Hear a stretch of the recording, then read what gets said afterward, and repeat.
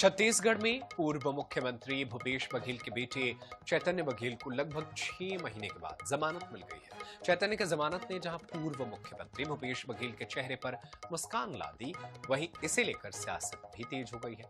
कांग्रेसियों ने चैतन्य का जोरदार स्वागत किया। इसे चैतन्य की सियासत में एंट्री करार दी जा रही है। दूसरी ओर सियासी प्रतिक्रियाएं भी देखने को मिल रही है। देखिए एक रिपोर्ट।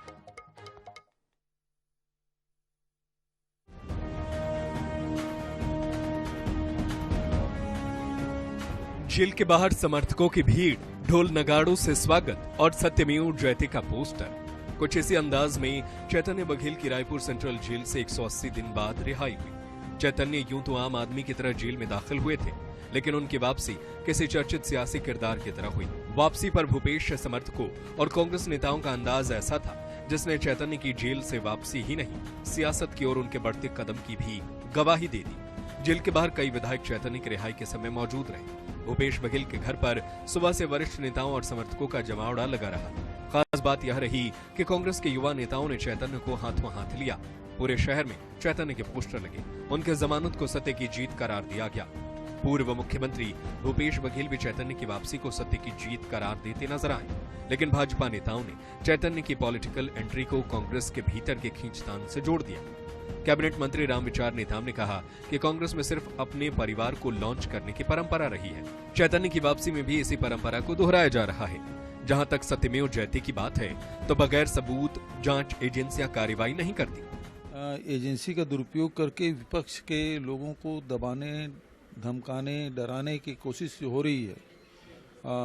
ये लगातार हम लोग जो आरोप लगा रहे थे वो आज सिद्ध हो गया है। न्यायालय ने जो फैसला दिया है और दोनों मामले में जो बेल ग्रांट किया है वो स्पष्ट करता है कि ये एजेंसियों का दुरुपयोग था।